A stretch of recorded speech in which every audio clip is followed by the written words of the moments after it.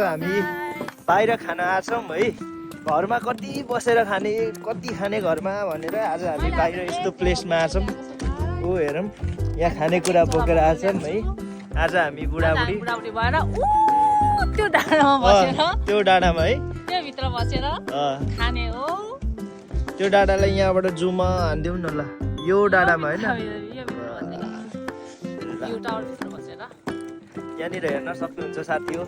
यस्तो दामी प्लेस छ, यस्तो दामी प्लेस छ है।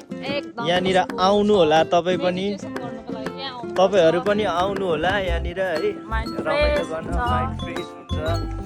कफी घरमा बनाएर ल्याउने, यहाँनिर आउने अनि खाने हो कि। किनभने यहाँ क्याफे छैन साइडमा। यहाँ हेर्नुहोस् है समुद्र है। वाउ कस्तो राम्रो भ्यू। म चाहिँ तपाईँहरूलाई रिकमेन्ड गर्छु प्लिज टु भिजिट है। To visit here. तपाईँहरू जहाँ पनि जम्बुजिरा बस्नुहुन्छ भने है, पटाका सन्ततुनिया बस्नुहुने सबै साथीहरूलाई चाहिँ म यो पोइन्टमा चाहिँ आउनु होला है।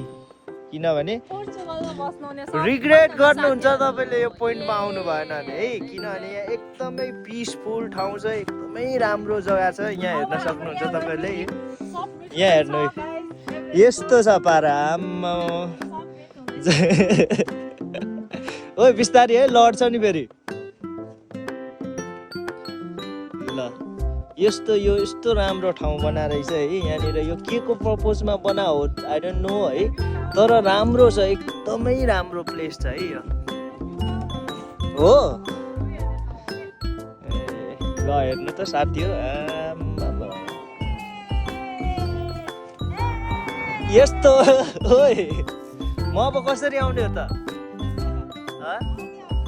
म त आउनु सक्दिनँ, यो बोक्नुपर्छ मैले। अनि ल आइडिया देऊ त। हो ल है म जाँदैछु है। मन चढ्दैछु यहाँ है। बल्ल तल ओह माइ गॉड। ठिक छ यो म्याट चाहिँ फाल्दाखेरि त हुन्न होला है। नफाल चढ्दैछु है। हो थाम्छन् किन थाम्दैन। के छैन छैन केही हुन्न। आम्माम कति रमाइलो हो। म त आज यहीँ सुत्दिउँ कि क्या हो। यहीँ सुत्नु पर्ला जस्तो छ गाइस। आज यहीँ सुतेर बस्दिनु पर्ला जस्तो छ। भोलि ड्युटी छ है। भोलि ड्युटी अब कसरी जाने हो। यहाँ यस्तो दुःख छ यार बाफ्रे। ल यहाँ ब्याग हेर, ब्याग यस्तो छ। बुढीको ब्याग यसरी बोक्नुपर्छ साथी हो। यहाँ हेर ब्याग। ल यहाँ हाम्रो रेडी भइसक्यो अब। रेडी भइसक्यो यो त। यस्तो राम्रो प्लेस हो नि साथी हो। यस्तो राम्रो प्लेस हो। म्याडमको सुरु भइहाल्यो त्यहाँ। बाफ्रे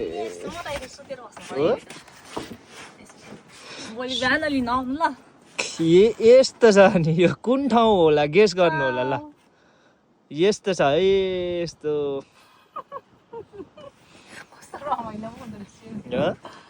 आनन्द हुँदो रहेछ त।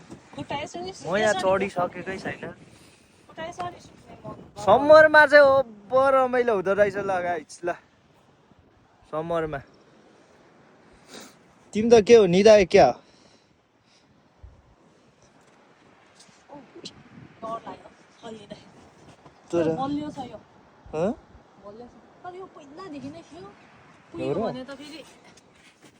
कुहिँदैन क्या यो। यस्तो डह्रो हुन्छ, स्ट्रङ हुन्छ यो काठ। यो क्लिपको जस्तो छ है। मैले हल्लाऊ नि त नि।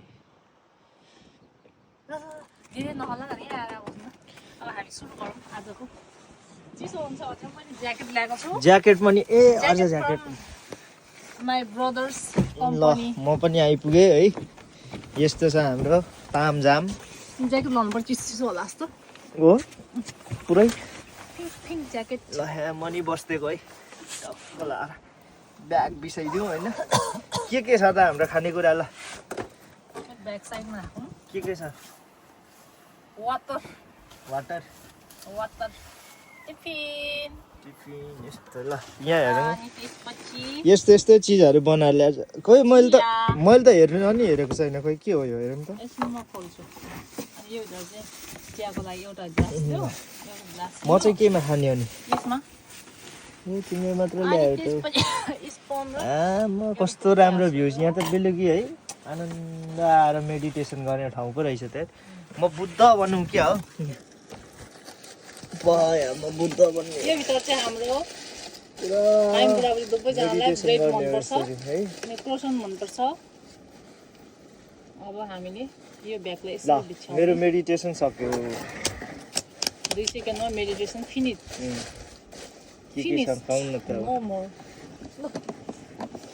कपाल चाहिँ छ्याप्पै पार्नु पर्यो त्यो मिठो मिठो चिज ओहो वाउ यहाँ आलु सानेको यस्तो सिम्पल आलु सानेको चिज यसरी के हो? यस्तो गरेर लिने अनि सुरु गर्ने हौ त ल Cheers.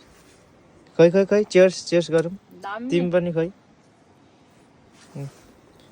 चियर्स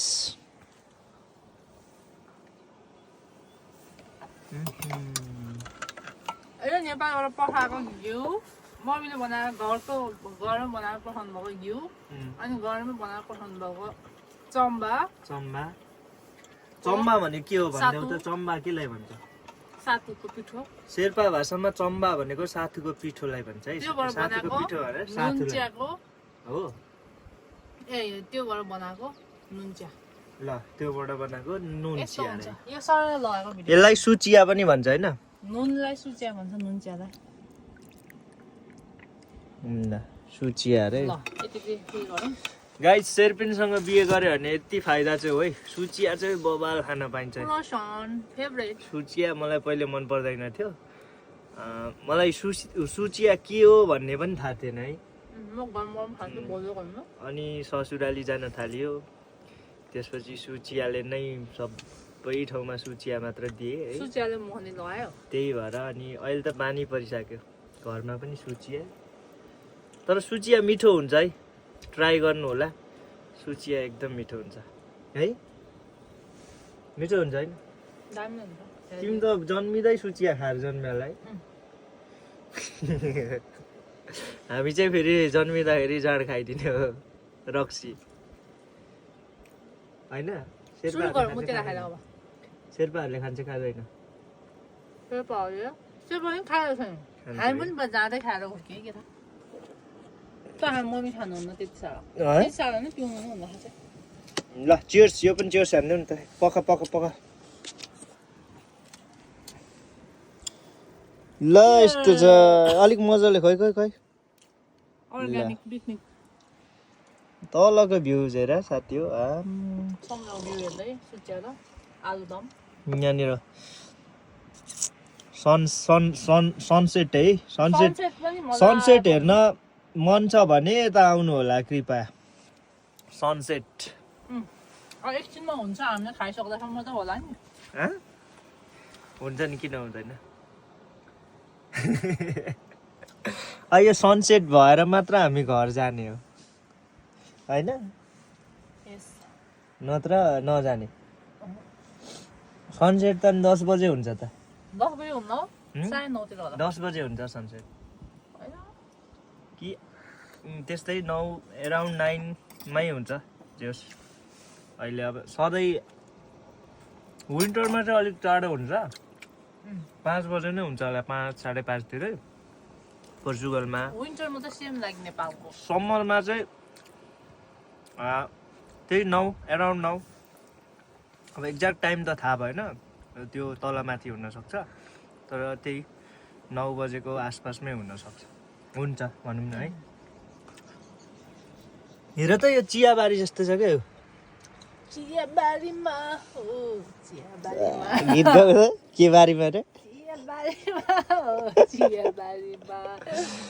चियाबारीमा भने आम्मामा सनलाई जुम गरिदिनु पर्ने है सरी जुम यो यसले त के हो दामी जुम हुँदो रहेछ त जुम पनि बबाल हुँदो रहेछ ल कस्तो दामी भ्यू है 16 प्रो म्याक्सले जुम नभएर हुन्छ त ल कस्तो भयो यो सर्ट एन्ड स्विट पिकनिक हो है पिकनिक भन्दा नि कस्तो भने चाहिँ अनप्लान हो यो प्लानै केही गरेको छैन यसो मिठो मिठो बनाइरहेको छ यो मेरो प्लान हो तर यही प्लेसमा आउने भनेर चाहिँ हामीले त्यो सोचेको थिएन लास्टमा यो चाहिँ राम्रो रहेछ सुन्छ है पिसफुल यहाँनिर जङ्गली जनावरहरू आयो भने पनि हामी धेरै माथि छौँ क्या अलिकति धेरै भन्दा नि हामी कति फुट 20 फुट माथि छौँ ल भाले रुङ्ने ठाउँ यस्तो रहेछ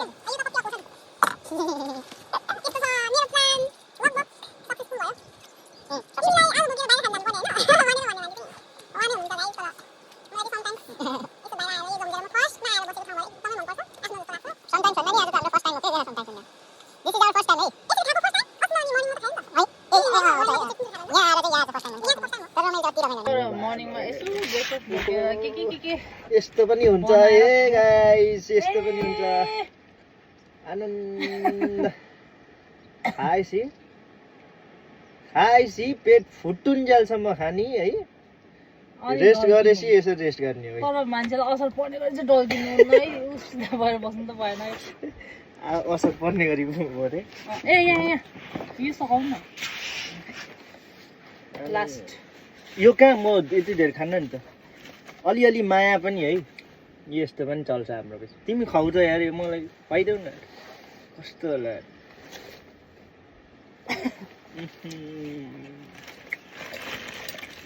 स्वादै अर्को छ स्वादिष्ट यो खानुको मजा बेग्लै छ फेरि यस्तो खाइयो भने त के हो यस्तो दिनमा 2-4 वटा खायो भने त के हुन्छ होला नि अरू खाना खानु छोडेर ब्रेड र क्रोसन खायो भने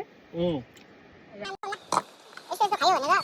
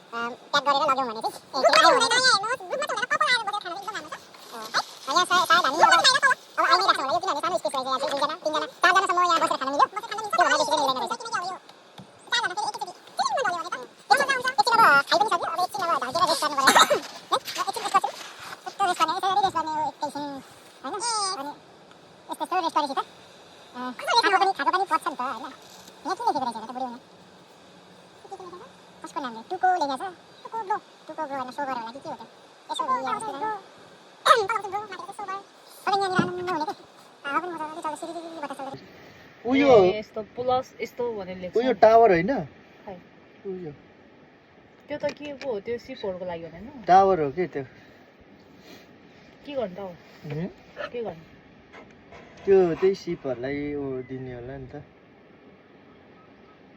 थाहा छैन मलाई त्यसको काम के हो भनेर ए त्यो ढुङ्गै हो कि के हो ढुङ्गै रहेछ माछा त त्यसरी बस्दैन है माछा एकै ठाउँमा के बस्छ हो त्यो परकोलाई हामीले ढुङ्गा भने जस्तो ए त्यो भन्दा पर बिचमा छ नि त एउटा तर आउँछ होला है ठुलो माछा यहाँ आउँछ होला है आउँछ माछा मार्न आउने कहाँतिर यतै होइन होइन के ठुलो सार्कहरू पनि आउँछ होला हैन यता आउँछ होला नि नाइटमा चाहिँ यति यता छेउमा त नहोला नि बिचमा होला नि त्यो त बोटिङ गरेर जानुपर्छ नि त्यो माछा मार्ने त्यहाँतिरको माछा मार्नेहरू उता जान्छ नि यहाँदेखि 4-5 किलोमिटर गएर मार्छन् होला कि त्यो बोटमा अनि बिहान कस्तो स्पिडमा जान्छ त मलाई